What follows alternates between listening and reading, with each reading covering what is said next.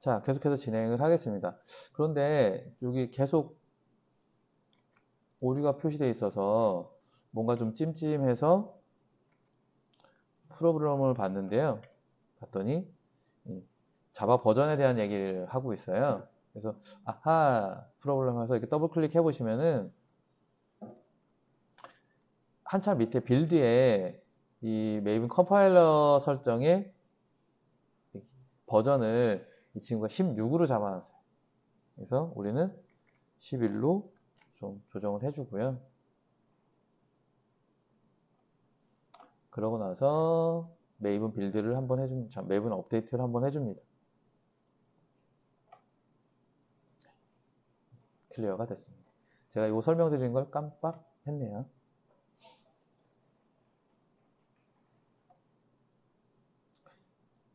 자, 그래서 폼.xml은 이제 닫아버리고 그러면 이제 그 다음 진행을 할 건데요. src 메인 자바에서 여기 소스 코드가 위치가 하니까요. new 클래스 그래서 패키지를 kr ac 코포의 북샵 이렇게 잡아줄까요? 보통 저는 이건 안 잡고요. 여기 필요한 코포부터 먼저 잡거든요. 이게 지금 아까 설명을 하다가 이렇게 넘어왔는데 그 웹.xml을 대체하는 겁니다. 자바 코드로. 그래서 이 친구 이름을 보통은 뭐 인터페이스 이름이 웹 어플리케이션 이니셜라이저 뭐 이러거든요. 그래서 저는 웹 어플리케이션을 앱이라고 쓰고 대신 이니셜라이저는 길게 그냥 씁니다. 좀 얘가 긴데요.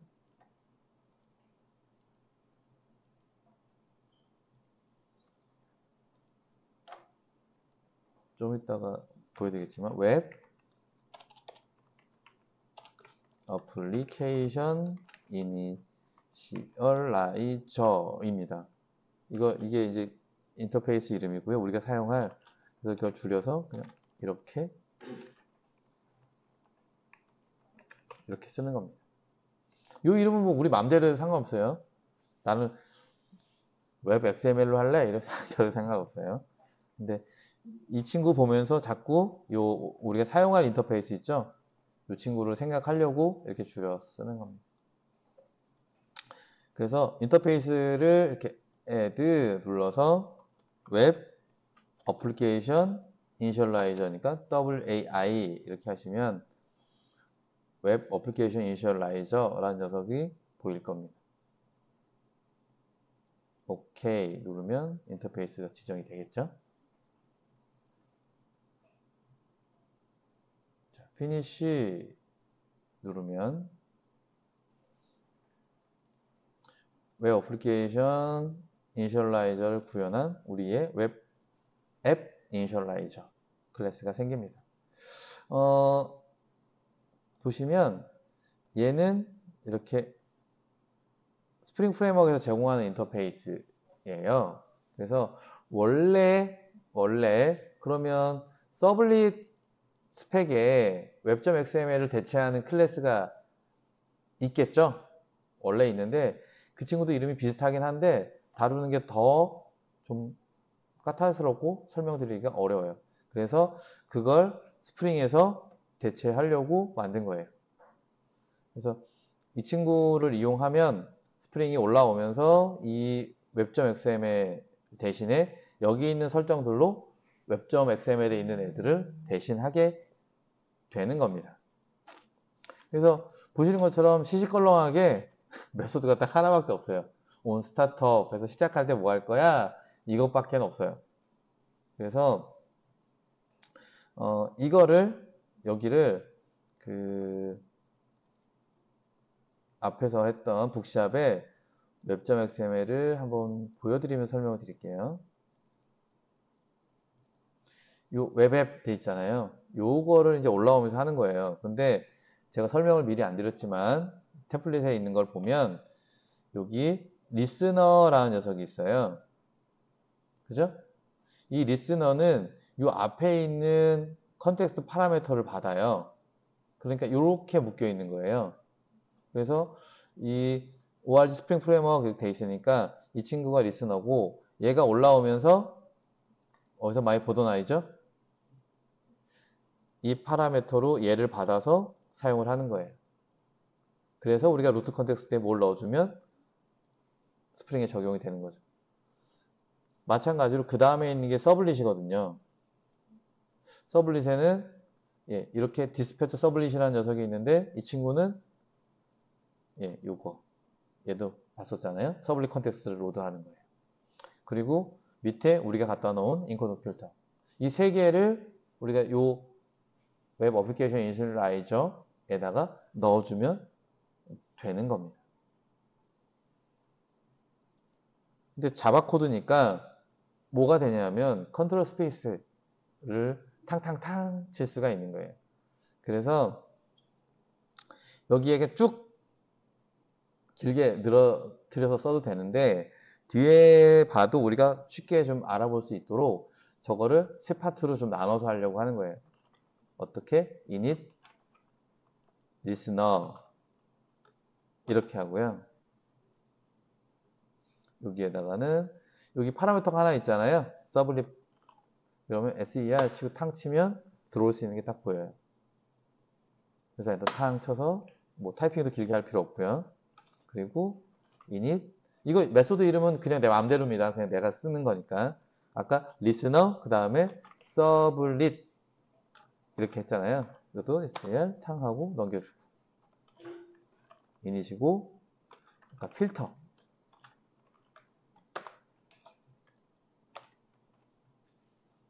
좀 전에 그 웹.xml처럼 세 파트로 나눠서 사용하는 거예요. 저 메소드는 그냥 우리가 만들 거예요. 없으니까 빨간 밑줄이 가 있겠죠.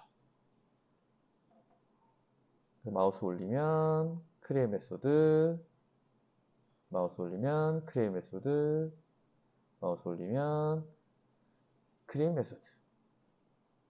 그러면 세 개가 땅땅땅 만들어지는 거죠.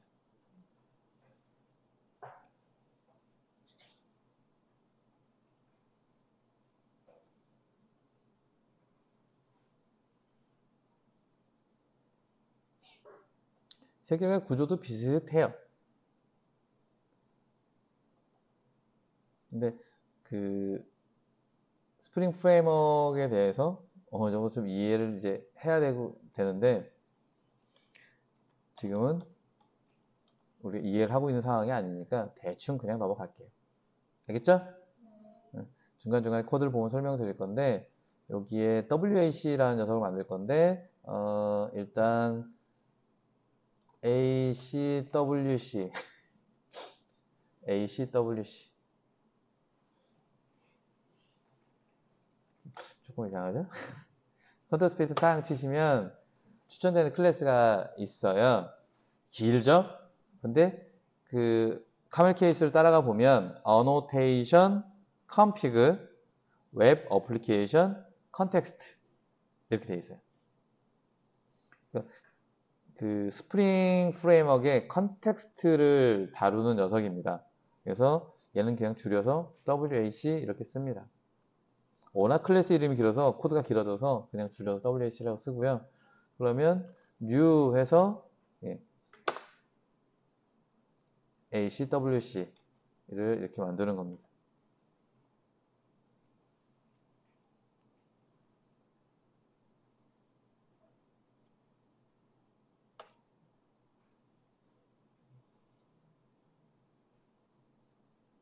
아까 리스너에서 보셨듯이 이제 루트 context.xml에 들어가는 내용들을 얘가 설정하는 거예요. 그래서 wac.register라는 게 있어요. register 하는데 뭐 auto-tated clashes 뭐 이렇게 되어 있는데 annotation에 달려있는 애들을 쓰겠다는 얘기예요. 앞에 annotation 컨텍스트, 웹 어플리케이션 컨텍스트 이렇게 돼 있잖아요.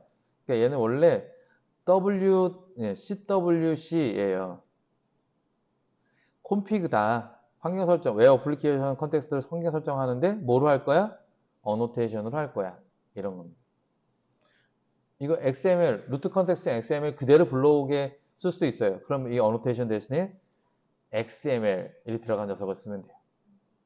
그래서 여기는 우리가 클래스를 만들어 줄 건데 보통 이름을 제 멋대로 쓰긴 하는데 webconfig.class 그러면 webconfig라는 클래스를 우리가 만들어 줘야 돼요. 그리고 이 녀석은 아이고 뭐를 대신할 거냐면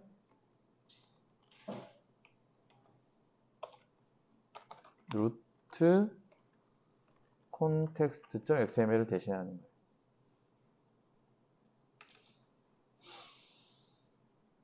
그 다음에 CLL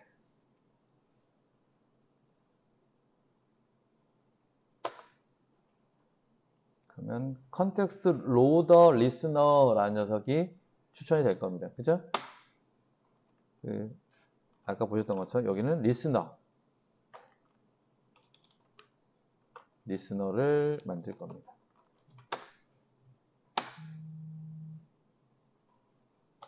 근데 이 친구한테 위에서 만든 WAC를 던져줘요. 마치 web.xml에서 리스너의 환경 설정에 루트 컨텍스트를 지정해 주는 거랑 같아요.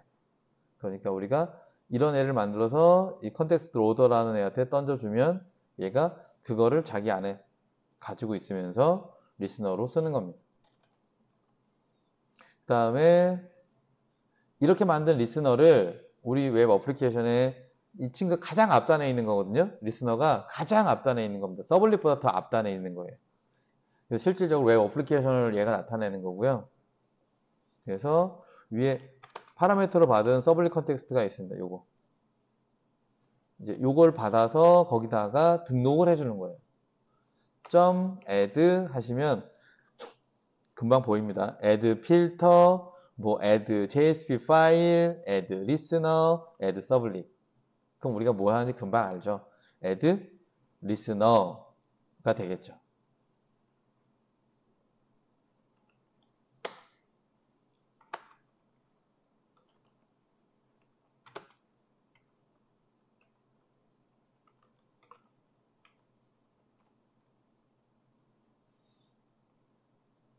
그러니까 앱 config라는 파일, 이 config 파일에는 어노테이션들을 써서 빈들, 우리는 지금 DB 연결하는 빈 3개를 만들었잖아요. 그 루트 컨텍스트 XML에. 그죠? 그 친구들을 여기에 등록을 해 줄 겁니다. 그리고 그 친구를 리스너에다가 던져주고 그 리스너를 서블릿에 등록해 주는 거예요. 서블릿 컨텍스트에. 그래서 이 리스너가 가장 앞단에 위치하게 되고요. 이니 서블릿도 거의 같은 방식으로 만드는 겁니다. 똑같이 ACWC로 WAC를 만들고 만들어진 녀석을 가지고 이번엔 WC에다가 레지스터 하는데 이름을 webconfig.class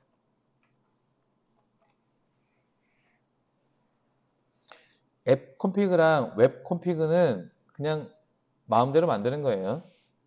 근데 이런 이름들을 즐겨 씁니다. 그러니까 루트 컨텍스트였으니까 얘는 뭐겠어요? 서블릿 context.xml을 대신하는 거죠. 조금 이따 보시면 알겠지만 얘들도 루트 컨텍스트 XML 안 만들고 서블릿 컨텍스트 XML 안 만들고 대신 이거에 해당하는 2개의 자바 클래스로 가겠다는 얘기예요. 위에 비슷하게 리스너를 만들어 준 것처럼 디스패처 서블릿을 만들 거예요. DS 하면 나올지 모르겠는데 디스패처 하면 오히려 디스PA 이렇게 치면 두 번째에 걸리네요.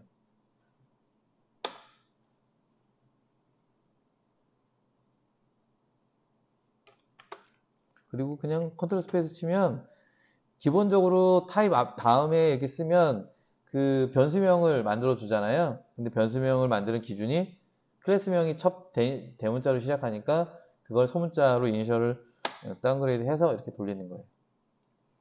아니 이것도 그냥 서블릿으로 하면 되지 왜 이건 이래요?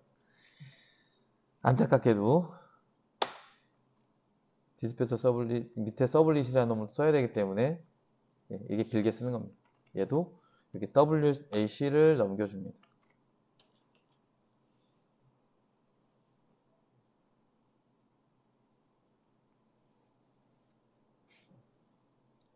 그 다음이 약간 쥐약인데 SR이거든요 원래는. 잘 안 올라와요. 서블릿 얘는 진짜 안 올라요. 레지스트레이션 서블릿하고 R까지 하시면 이렇게 나옵니다. 이거는 제가 공부를 더 안 해서 그런데 이 밑에 있는 다이나믹이라는 인터페이스를 써야 돼요. 근데 보시는 것처럼 인터페이스 밑에 인터페이스인 구조고요. 이너 클래스 배우셨잖아요. 이너 인터페이스인 형태고 공교롭게 이름이 다이나믹이고 좀 이따 보시면 필터에도 똑같이 이름이 다이나믹이에요. 그래서 다이나믹으로 임포트 받아 쓸 수도 없고 플레임으로 쓰는 방법밖에는 없습니다. 그래서 코드가 약간 왜 이렇게 설계했는지는 잘 모르겠지만 이유가 있겠죠. 그 이유를 제가 공부를 안 했다는 얘기예요. 그래서 이름은 서블릿이라고 하고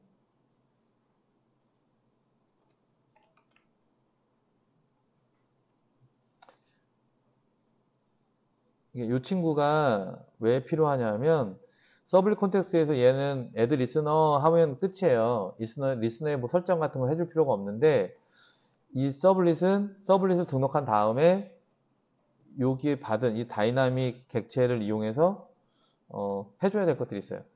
뭐냐 하면 여기 보시면 서블릿 만들 때 이렇게 해서 얘로 서블릿을 만든 다음에 요딴 설정이 있어요. 이거 사실 필요 없는 거긴 한데 이거 순서거든요. 그런데 진짜 중요한 건 요거예요. 매핑을 해줘야 돼요. 이 객체를 그냥 만들면 되는 게 아니라 만든 다음에 서블릿 매핑을 해줘야 되기 때문에 그 변수를 받아가지고 저 매핑을 해줘야 되는 이런 문제가 있어요. 그래서 이 다이나믹 객체로 이렇게 받아야 돼요. 근데 다이나믹은 다이나믹인데 서블릿 레지스트레이션의 다이나믹 이렇게 받아야 돼서 좀 지저분합니다.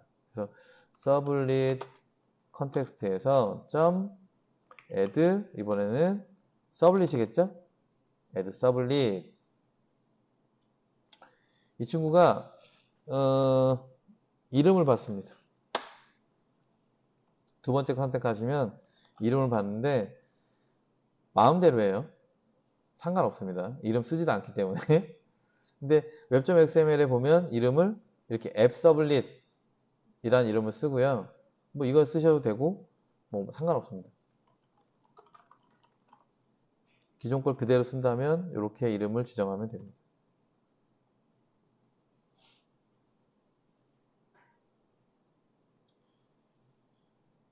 설명드린 것처럼 add 서블릿 하면 서블릿을 등록하고 그 친구의 인스턴스를 이렇게 얻어서 거기다가 우리가 이제 그 매핑 해주는 부분이 필요합니다. 서블릿 점 찍으면 이렇게 바로 add 매핑이 뜨거든요. 아까 우리 슬래시로 이게 뭘 의미하냐면 모든 리퀘스트를 다 이 디스패처 서블릿 처리하겠다라는 겁니다. 그래서 우리가 그 JSP나 서블릿 배울 때 웹 app 폴더에 그냥 JSP 아무데나 막 두면 막 불러올 수 있잖아요. 그리고 그 뭐 HTML, CSS도 마찬가지로 막 불러올 수 있었는데 이상하게 스프링을 하고부터는 JSP나 이미지나 뭐 JS 내용 못 불러오잖아요. 어제 우리 스태틱 컨텐츠 따로 세팅해줘야지만 읽어드렸잖아요. 이것 때문에 그렇습니다. 그러니까 맨 앞에 리스너가 딱 자리하고요. 그리고 그 뒤에 서블릿이 있는 거예요. 근데 이 서블릿이 모든 리퀘스트를 다 처리하라고 설정이 되어 있으니까 뭐 HTML이건 JS건 스태틱 컨텐츠 다 상관없이 지가 정해진 룰대로 찾는 거예요. 안 그러면 다 없다라고 얘기해버리는 거죠.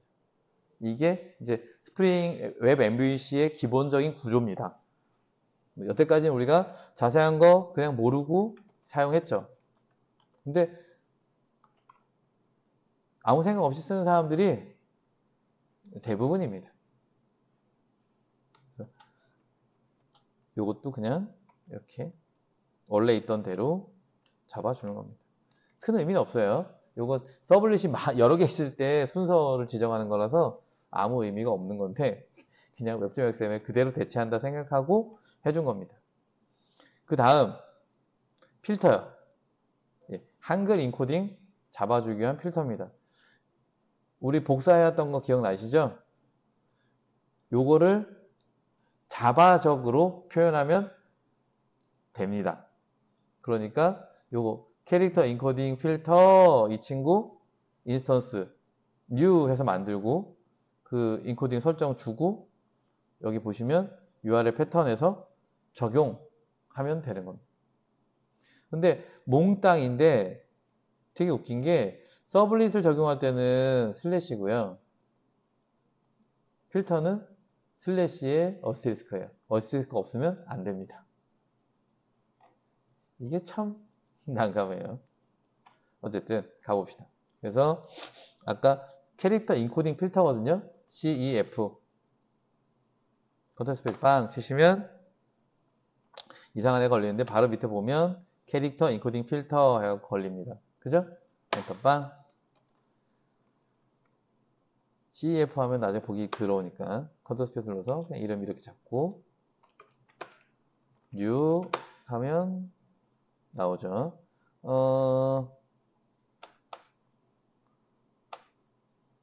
네 번째 거로 합니다. 파라미터가 3개인 거. 뭐 포스 인코딩 하는데 그거 그냥 트루트루 잡아주려고 해요. 디폴트가 얘가 false인데 우리가 만든 웹.xml을 보면 이렇게 true로 돼 있어요. 그러니까 무조건 걸으란 얘기예요. 무조건 인코딩을 다 UTF-8로 잡아라 이거라서 여기는 UTF-8 쓰고 아이고 값을 true 이렇게 해주면 됩니다.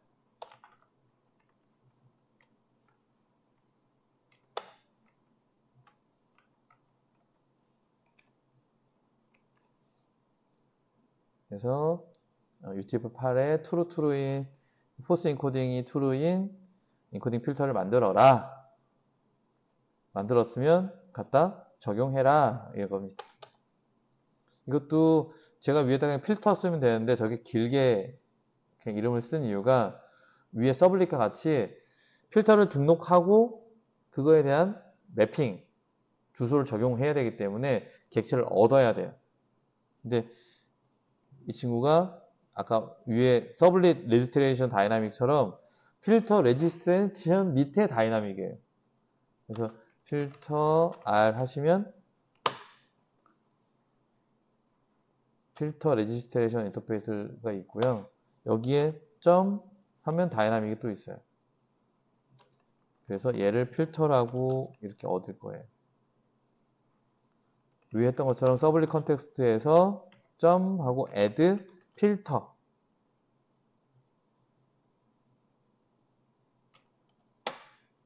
두 번째 선택하면 그냥 다 만들어집니다.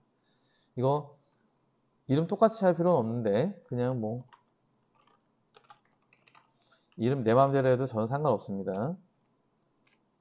그러면 위에서 만든 인코딩 필터를 밑에서 이제 서블릿에다가 필터로 추가하는 거죠.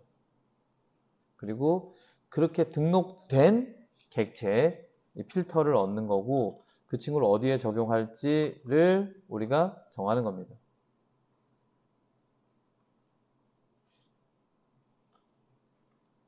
뭐 서블릿 이름으로도 하게 되어 있는데 그냥 우리는 URL 패턴으로 등록을 할 겁니다. 첫 번째는 이너머레이션에 그냥 널 때리면 되고요. 그 다음에 뭐 매치앱부터 필요 없고 URL 패턴만 이렇게 주면 됩니다.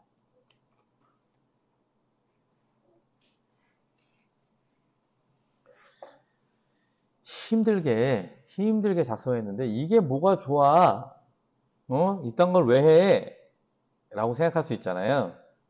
자, web.xml 대신에 웹 어플리케이션 이니셜라이저 이 클래스를 사용했을 때 장점. web.xml은 항상 우리가 뭐 내용을 복사하든 파일을 복사하든 이래야 돼요.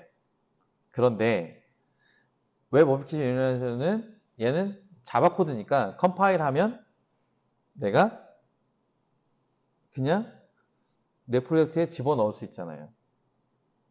임포트만 하면 되잖아요. 그죠? 그리고 내가 내용을 일부 바꾸고 싶어. 그럼 어떻게 해요? 상속받아서 오버라이드 하면 내용도 바꿀 수 있죠. 그죠? 그러니까 이 자바 컴피그가 부트의 기본인 게 자바로 되어 있으면 구태여 뭐 이 파일 갖다 쓰세요. 이 파일 꼭 있어야 돼요. 이럴 필요가 없어요. 어딘가에 내가 좌 파일을 막 갖고 온 라이브러리 중에 어디에 얘가 딱 짱 박혀 있으면 걔가 적용이 되는 거죠. 그러니까 XML 파일을 다루는 것보다 훨씬 더 좋습니다. 그리고 자바 개발자라면 아까 말씀드린 것처럼 상속받고 오버라이드해서 내 마음대로 고쳤을 수도 있는 거죠. 그런 부분들을 이제 자바적으로 내 마음대로 다룰 수 있다는 장점이 있는 거예요. 그리고 소스 코드를 보면 아하 이렇게 됐군. 자바 개발자는 다 알 수 있는 거죠. 그래서 자바 콘피그를 하자 이런 장점이 있다라고 이제 주장을 하는 겁니다. 그래서 지금 빨간 밑줄이 가 있는 부분을 보시면 앱 콘피그랑 웹 콘피그가 있는데 없잖아요. 그죠? 이 친구들 두 개를 이제 만들어 줄 겁니다. 마우스 올리셔서 create 클래스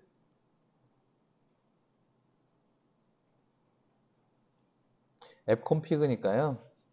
앱 콘피그는 말 그대로 그냥 순수 자바 클래스예요.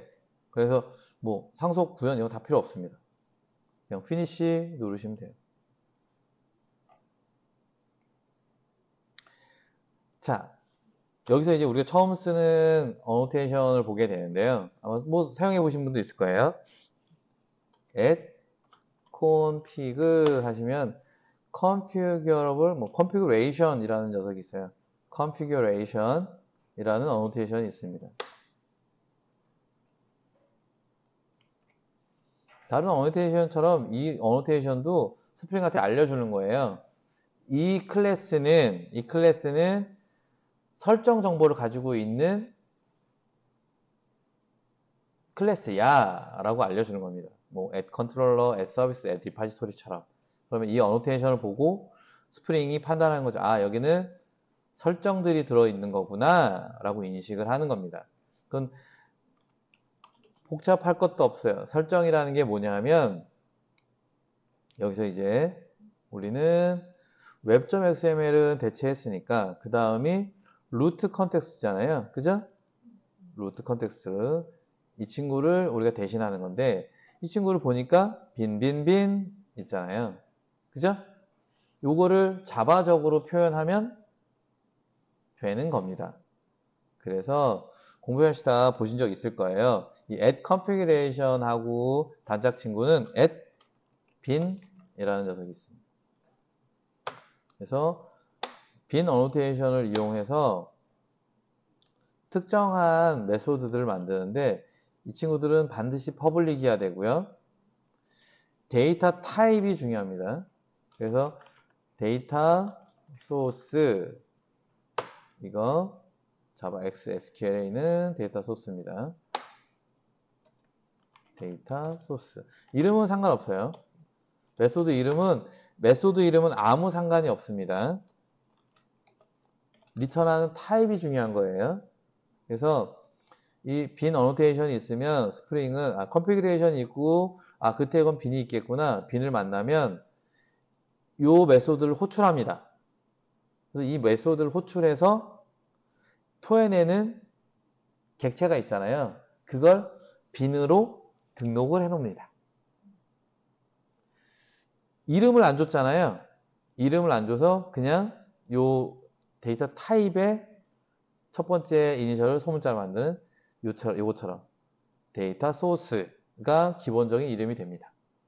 근데 내가 이름을 주고 싶다. 그러면 여기 name이라고 있잖아요. 나는 데이터 소스 싫어.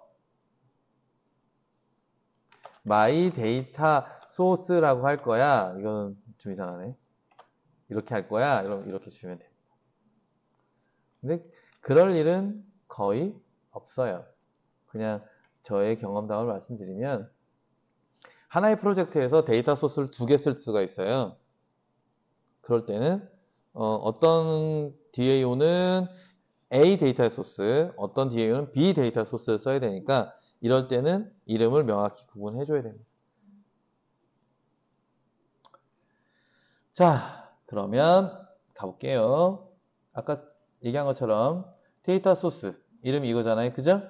그리고 어쩌고저쩌고 있어요. 그러면 클래스가 있으니까 이걸 보고 스프링이 하는 걸 우리가 대신하면 돼요. 어떻게 하느냐?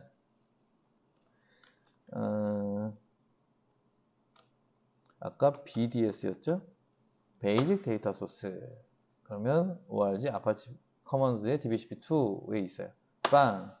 그러면 나는 여기 데이터 소스라고 하고 new BDS 하면 이렇게 됩니다.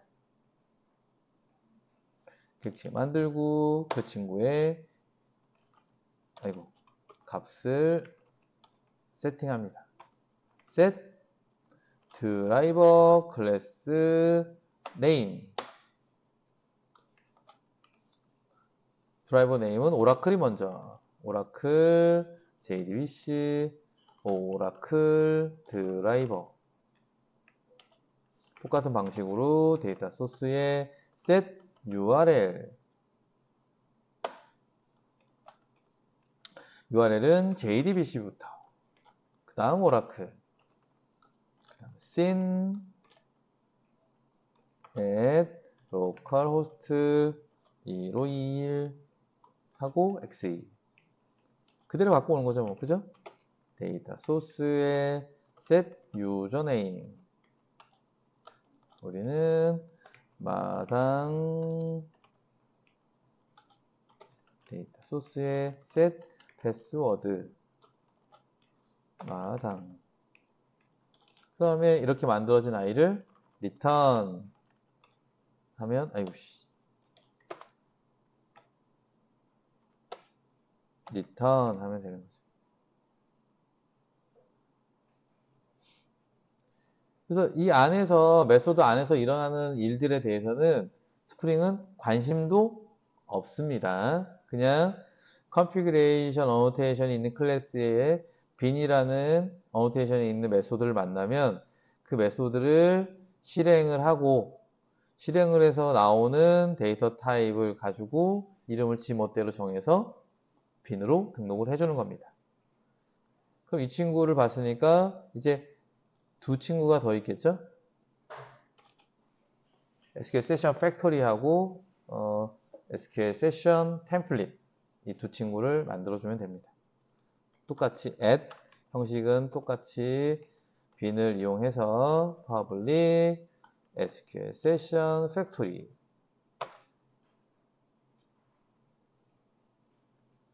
SQL 서버 팩토리가 있네요. 조심하셔야 되겠네요.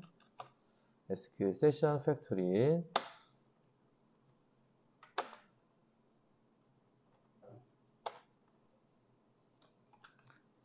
이 친구 우리 레퍼런스로 이것도 보셔야 돼요. 프로퍼티를 레퍼런스로 데이터 소스를 이렇게 받아오잖아요. 그러니까 얘가 그 값을 받아야 된단 말이에요. 그러면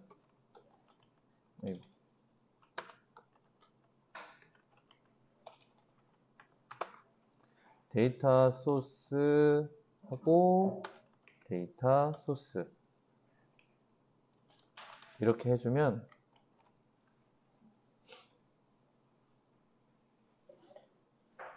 스프링 프레임워크가 생각을 하는 거예요. 세션 팩토리 메소드 호출하려고 봤는데 데이터 소스가 필요하다고 하네. 그러면 위에서 내가 미리 만들어 놓은 데이터 소스 타입이 있잖아요. 빈 중에서 데이터 소스 있나? 있구나. 꺼내서 일단 넣어주는 거예요. 이런 방식으로 메커니즘이 동작을 하는 겁니다.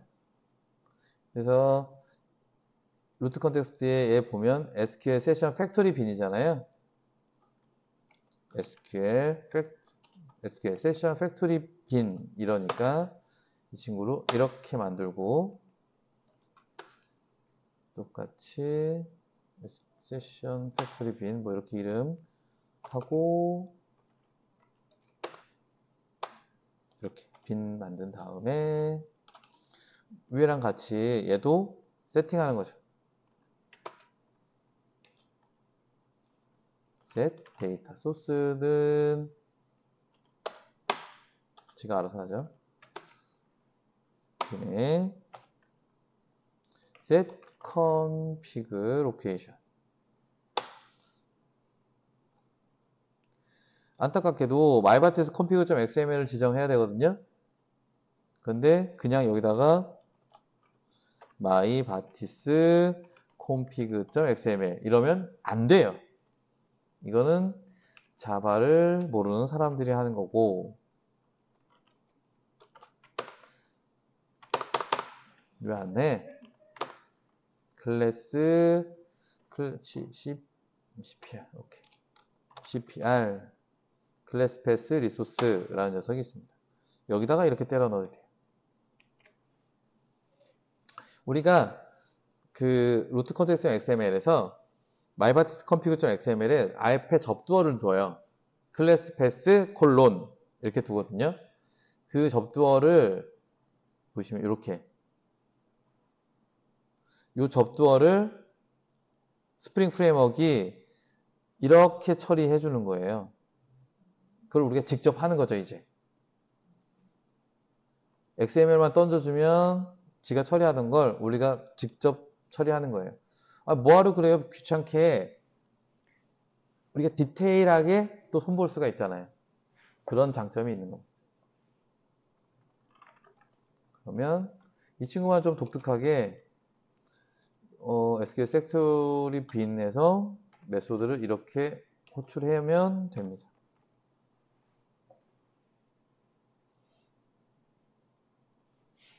그런데 빨간 빛이 쭉 길게 가는 거는 보통 트라이 캐치예요. 아니면 캐스타라는 건데 마우스 올려보시면 그죠? 근데 여기 트라이 캐치를 감싸갖고 마땅히 할 일이 없어요. 그러니까 그냥 스로우로 던져버리는 거죠.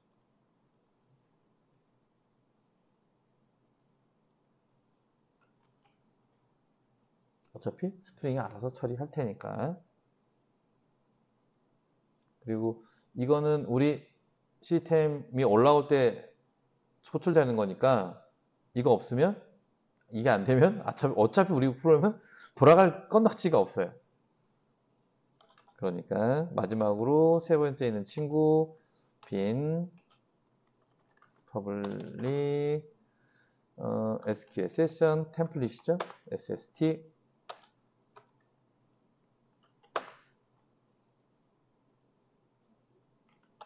메소드 이름은 똑같이 하고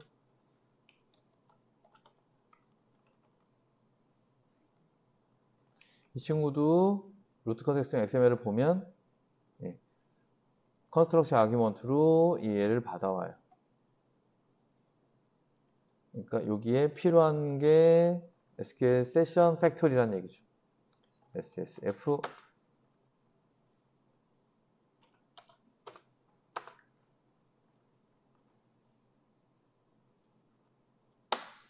길게 그냥 씁니다.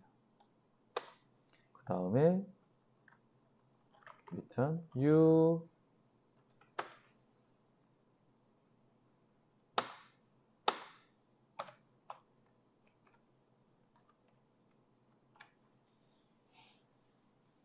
자바 콘피그에서 좋은 거는 자바 소스 코드로 다 되어 있으니까 여태까지 우리가 그냥 XML에 만들어서 어떤 일이 되는지 몰랐던 것들을 내가 직접 디테일하게 손볼 수 있다는 거예요.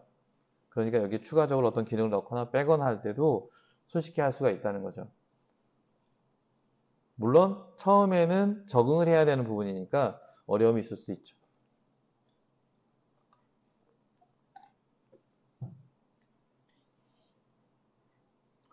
그러면 루트 컨텍스트는 이제 끝난 겁니다.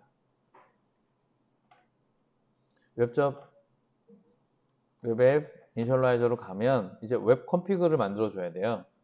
마우스 올리시고요. 그래 클래스 웹 컨피그. 이 친구는 서블릿 컨텍스트를 대신한다 그랬잖아요. 그죠? 근데 이 친구가 조금 속을 썩이는 부분이 있어요. 얘가 그 상속을 좀 받아야 되는데요. 브라우즈. 얘는 웹에 이렇게 좀 특화된 내용이라서 기본적인 웹 컨피규어에 대한 부분들이 필요해요. 이름이 WMCA? 네. WMCA.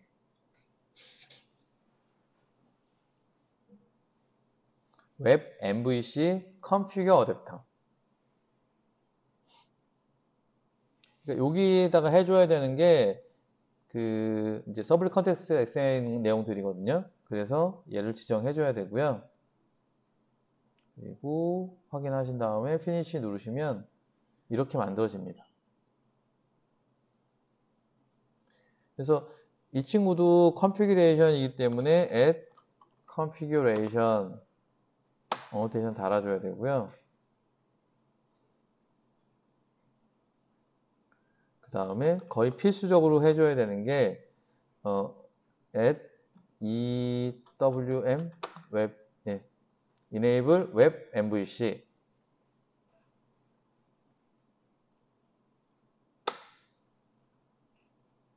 그러니까 이름에서 알 수 있다시피 컨트롤러 서비스 리파지토리 어노테이션들을 이렇게 enable 시켜주는 거예요. 얘를 써야지만 되고요. 그 다음에 이것도 서블릿 컨텍스트랑 직접 비교해서 한번 보여드리면 서블릿 컨텍스트가 우리가 자세히 설명하지만 제법 잡다한 것들이 이렇게 있어요. 그죠? 여기서 이 어노테이션 드리븐이 enable MVC고요. 그래서 얘를 해줘야 어노테이션들을 찾아요. 그래서 보시는 것처럼 여기 돼 있죠. enable, spring, 뭐 MVC, add 컨트롤러로 시작되는 이 세 친구들로 이렇게 이어지는 리퀘스트 매핑이나 이런 것들을 잡아주는 일을 요거 시작하는 겁니다. 요거를 자바적으로 옮기면 이 어노테이션이 되는 거예요. 그 다음에 있는 친구, 스태틱, 우리 리소스 스태틱 해봤고요. 빈 등록하는 거, 뷰 리졸버 등록하는 거. 그리고 맨 밑에 보면 컴포넌트 스캔이 있어요. 이게 뭐냐 하면 요 패키지 밑에 있는 KRH 코포로 시작하는 애들을 쫙 뒤지면서 add controller, add service, add repository, annotation이 있는 친구들을 전부 new 해갖고 만든 다음에 빈으로 등록하는 일을 하는 겁니다. 그래야 리퀘스트 매핑 왔을 때 컨트롤러 꺼내서 넘겨줘서 실행하고 컨트롤러가 서비스 요구하면 꺼내서 연결해주고 오토와이어 됐을 때 DO도 연결해주고 이런 일을 이제 이 친구가 담당을 하는데 이거를 자바적으로 옮겼을 때 어노테이션이 add component scan 이라는 어노테이션이에요. 그리고 아까 파라미터가 있었잖아요. 가로 하시고 딱 누르시면 바로 베이스 패키지가 보일 거예요. 그래서 여기다가 우리도 KR, AC, 코포 이렇게 써주시면 좀 전에 그 태그가 컴포넌트 태그가 자바적으로는 이렇게 표현이 되는 겁니다. 그래서 이제 두 가지를 해줄 건데요. 하나는 스태틱 컨텐츠, 두 번째는 뷰 리졸버 등록입니다. 딱 누르시면은 여기에 요 add로 시작하는 메소드들이 잘 있어요. 이래서 상속을 받는 거거든요. 여기서 add 리소스 핸들러. 잘 보시면 어제 우리 배웠던 인터셉터 있잖아요. add interceptors도 이렇게 여기 있어요.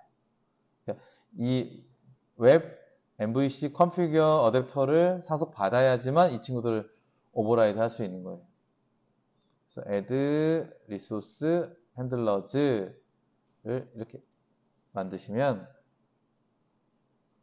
registry라는 녀석을 우리한테 던져줘요.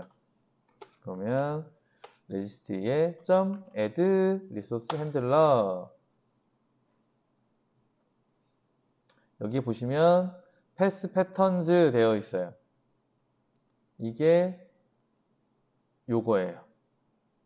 근데 보시면 원래 있던 게 매핑 로케이션이잖아요. 얘도 그런 식으로 구조가 되어 있어요. 그러니까 주소를 먼저 쓰게 되어 있어요. 그래서 우리 거를 그대로 옮기면 요게 주소잖아요. 이게 파일의 로케이션이 파일의 위치고. 그러니까 JS로 시작하는 몽땅을 그러면 /js/ 몽땅을 파라미터가 하나밖에 없습니다. 왜 그러냐면 여기서 점 찍게 돼 있거든요. 그 다음에 add resource location. 좀 독특하죠? 네, 이런 구조로 되어 있어요. 그래서 이거 우리는 static 폴더 밑에 js 밑에 이렇게 했습니다.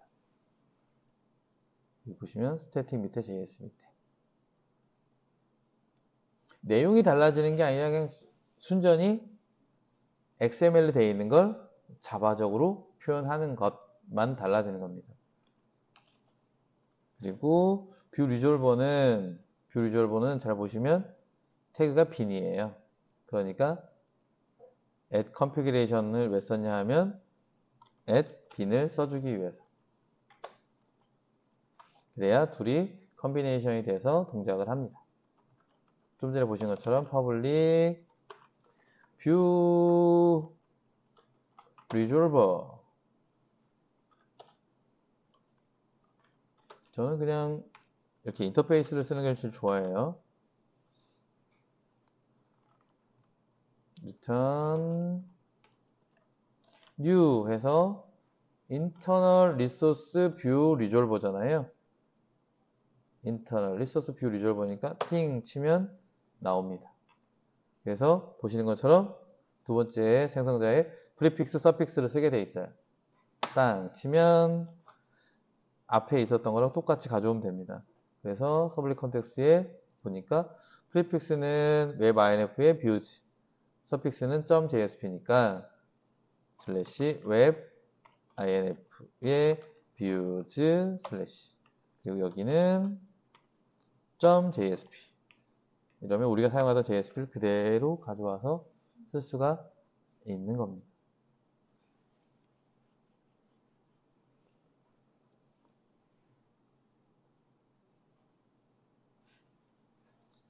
자바 콘피그는 이게 다예요. 길게 설명하고 낯선 환경이라서 조금 그렇지만 이게 답니다. 그러니까 설정을 전부 다 옮긴 거고요. 하나 이제 생각해 봐야 될 게 더 극단적으로 가면 이 친구를 없앨 수 있어요. 그러니까 말바티스 config.xml을 없애는 거는 뭐 흔히 하는 일이라서 금방 없애는데 그럼 매퍼 파일이 또 XML이잖아요. 그럼 매퍼 파일도 없앨 수가 있어요. 그럼 매퍼 파일을 클래스로 만들어서 아까 우리가 add bin 뭐 해준 것처럼 어노테이션을 달아가지고 막 해줄 수가 있거든요. 근데 미친 짓이에요. 왜냐하면 마이바티스를 사용해서 우리가 얻는 이점이라는 게 사람들이 한국 사람들이 마이바티스를 좋아하는 이유를 설명드렸잖아요. 코드랑 쿼리를 분리해서 하는 것. 그거를 유용하게 쓰는 거고, 이전에 제가 그걸 아마 여러분한테 말씀을 안 드렸을 텐데, 예전에 어느 자료에서 그 데이터베이스 액세스를 하기 위해서 뭐 JPA나 이런 것들이 많이 이제 활성화되기 전에 어떻게 생각하냐, 너네는 못 쓰냐, 이렇게 그 개발자들의 설문을 한 적이 있는데, 많이 쓰는 게 JDBC 템플릿이라는 게 있어요. 스프링이 제공하는. 그리고 마이바티스, 그 다음에 JPA, 뭐 날 JDBC는 모르겠고, 하여튼 이렇게 있는데 되게 웃긴 게 뭐냐면 그 당시에 지금도 마찬가지로 JPA 쓰는 사람이 많지는 않아요. 그래서 이 JDBC 템플릿하고 마이바티스가 각축전을 벌이는데 비슷해요. 사용량이 비슷해요. 뭐 한 40%, 20% 이런데 되게 웃긴 건 한국에서는 마이바티스가 80%예요. 그러니까 한국 사람들이 유독 마이바티스를 좋아합니다. 그러니까 우리 개발 환경이나 또는 익숙한 거에 딱 맞고 쿼리를 분리하는 거에도 우리 정서적으로 되게 잘 맞아요. 그래서 혹시 시간이 나중에 되면 마이바티스를 XML 없이 하는 것도 한번 알려드릴게요. 근데 우리 동적 쿼리 했었잖아요. 예를들면 뭐 그 웨어나 또 포이치 같은 거 했었잖아요. 이제 거기까지 가면 미쳐버립니다. 이제 제가 알려준 학생들도 그냥 동적 쿼리가 없는 정도 쿼리에서는 뭐 이것도 괜찮네요 이랬는데, 왜냐면 소스 코드랑 쿼리가 바로 보이니까 이것도 괜찮네요 이랬다가 동적 쿼리로 넘어가면 그냥 XML 쓰시죠 이렇게 됩니다. 그래서 저는 사실 마이바티스까지 XML을 배제하는 건 추천하고 싶지 않아요. 만약에 그렇게 하고 싶으면 뭐 JPA를 쓰던지 아니면 다른 프레임워크를 쓰시는 게 더 적절할 겁니다. 아시겠죠? 네. 그러면 제가 말씀드렸듯이 이게 자바 컴피그의 끝이라고 말씀드렸어요. 그죠? 그러면 뭐 하면 되냐면 설정과 상관없는 먼저 마이바티스에 있는 것들, 그리고 소스 코드, JSP 이런 걸 가지고 와서 지금 우리가 환경 설정한 프로그램이 잘 돌아가는지를 확인해 보시면 돼요. 첫 번째로 마이바티스에 대한 것들을 가져와 봅시다. 근데 잘 보시면 늘 보던 것이 안 보일 거예요. src 메인 리소스즈가 안 보일 겁니다. 그죠? 예, 기본적으로 없어요. 그래서 그래요. 그래서 이거 src 메인 리소스즈 이렇게 열어보시면 이렇게 있잖아요. 얘가 지금 메타 INF가 여기가 있어요. 근데 뭐 우리가 그냥 만들어주면 됩니다. 여기에 new 폴더에서 src 메인에다가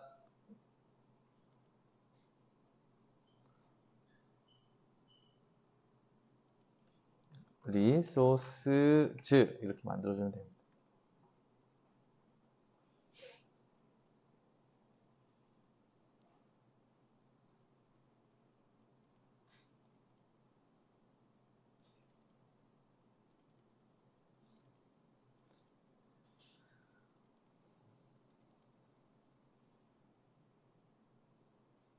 이렇게 안 해도 돼요. 조금 이따가 왜 그런지 설명을 드릴게요. 자, src main resources라는 폴더 만들어 주시고요. 여기에서 우리가 필요한 건 지금 mybatis config.xml 파고요. mybatis 폴더예요. 그죠? 이 두 개를 이렇게 복사해서 리소스지에다가 이렇게 갖다 놓습니다.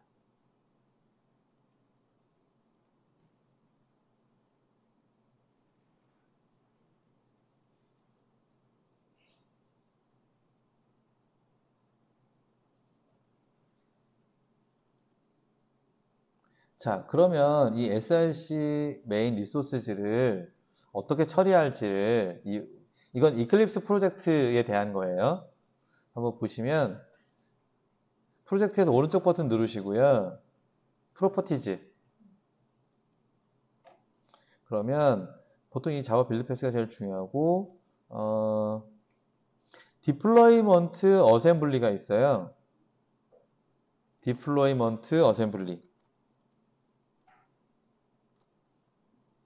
찾아보셨습니까? 오케이. 그러면 이렇게 보이는데요. 이게 무슨 얘기냐면 소스 코드, 자, 소스 폴더, 이 폴더에 있는 것들을 처리해서 어디로 복사해서 와 파일을 만들 거냐 이거예요. 그러니까 하나만 보시면 src 메인 자바에 있는 건 다 소스 코드들일 거 아니에요. 그럼 이거 컴파일이 돼요. 컴파일에 나온 클래스 파일들을 어디에다 갖다 넣을 거야? 웹 어플리케이션의 모든 클래스는 여기로 가야 돼요. 웹 inf 밑에 클래스이지. 그래서 그냥 add 누르고요. 그냥 폴더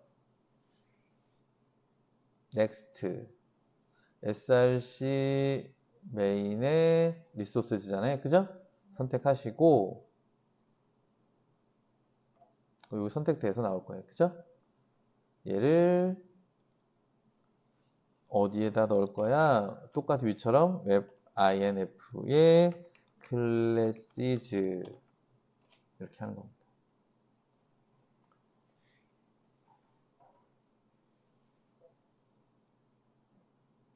디플로이라는 개념이 이제 익숙하지 않으실 텐데 어디다 갖다 넣어서 와스에다가 제공할 거냐 이런 겁니다.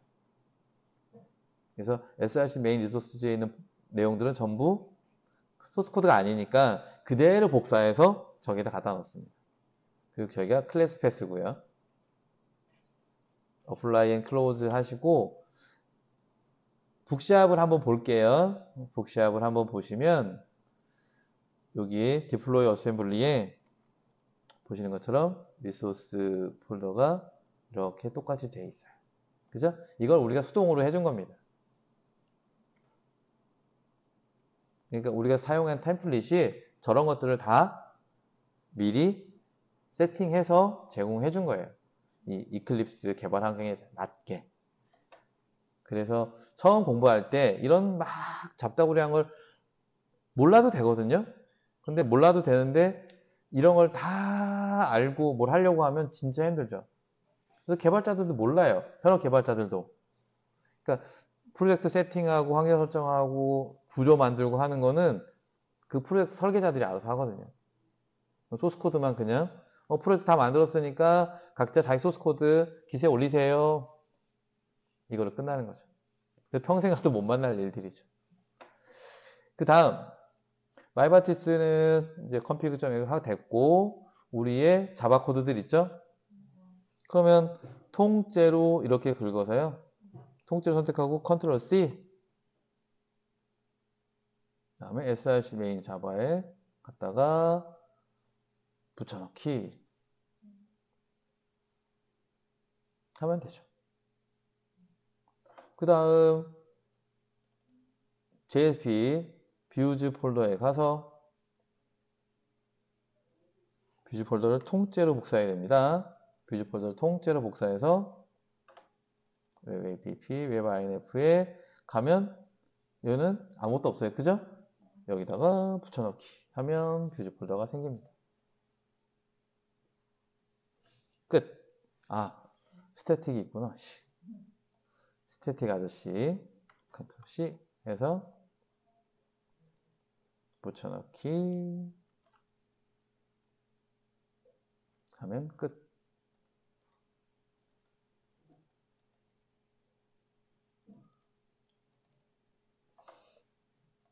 다음에 run 해보는 겁니다.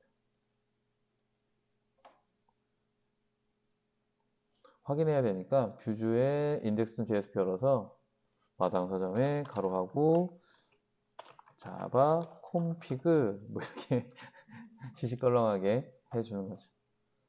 그 다음에 run 서버하고 next하고 어제 알려드린 remove all 해서 지금 우리가 만든 북샵의 자바 콘피그만 돌아가도록 finish 하면 제발 한 번에 되라.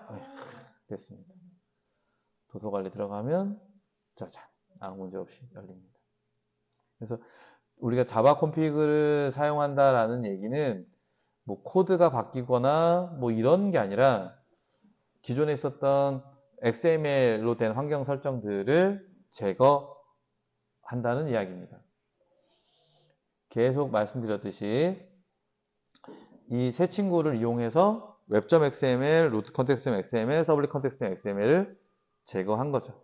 우리가 마이바티스를 쓰기 때문에 마이바티스 관련 XML들이 있는 거고, 만약에 여기서 우리가 JPA로 간다 그러면 우리 프로젝트에 이제 XML은 전혀 없는 거고요. 완전히 자바 코드로만 되어 있는 겁니다.